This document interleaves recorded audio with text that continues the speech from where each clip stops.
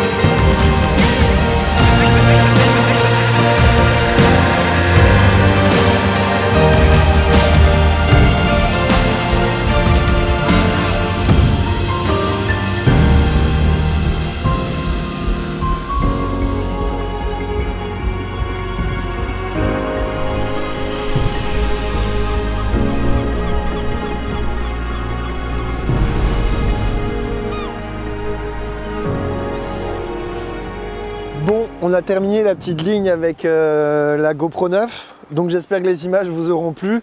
Je pense que c'est pas mal, j'ai pas encore vu les images, mais je pense que les couleurs sont sympas avec le soleil qui doit refléter bien. J'ai failli dégommer 2-3 mouettes au passage, mais ça l'a fait. Ce qu'on va faire maintenant, c'est qu'on va enlever le support de la GoPro 9 et on va mettre le support de l'iPhone pour placer l'iPhone dessus et aller voler avec.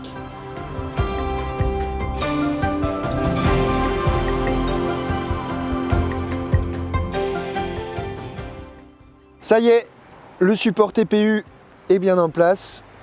Je pense que là, ça devrait pas bouger. Je fais quand même des tests, mais je vais pas faire de gros dives, des gros plongeons comme ça sur l'eau, même si on peut essayer, je pense. Je vais essayer de filmer également avec la vidéo basique, c'est-à-dire avec l'angle que l'iPhone nous propose. Et ensuite, je filmerai au grand angle. J'ai vu sur YouTube, je crois qu'il y avait des soucis de tremblement avec le capteur basique, et en grand angle il n'y avait pas de souci, donc on va voir ça tout de suite. Donc premier vol avec l'objectif basique, on va voir ce que ça donne. Je pense que je vais faire un petit tour, voir si ça tremble pas trop.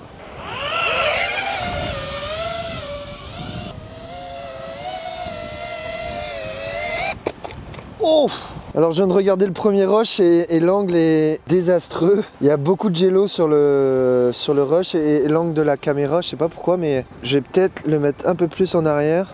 Le décollage se passe bien, mais ça... Ouais, non. On va passer tout de suite au grand angle parce que là c'est pas possible, c'est pas beau du tout. Moment fatidique, je pense qu'on va faire la même ligne que j'ai fait avec la GoPro pour pouvoir comparer les deux et voir ce que ça donne. Je vais partir le long de la plage et ensuite je vais revenir par la mer. Allez, let's go!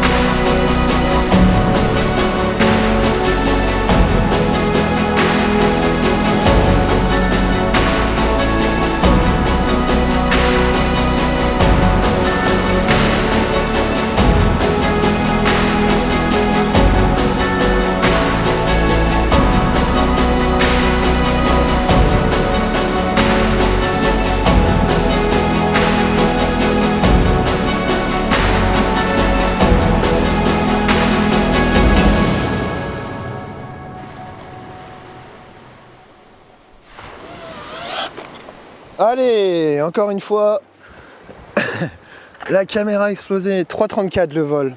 Et je pense que franchement, ça doit envoyer pas mal. Oh, je tremble. Quoi? Toi t'as froid, moi j'ai peur. Oh là là, c'est tellement beau. Et là, c'est à partir de là que j'ai commencé à flipper. Et les couleurs sont ouf, hein. Donc on va s'arrêter là-dessus. Je sens quasiment plus mes doigts et Maël non plus derrière la cam.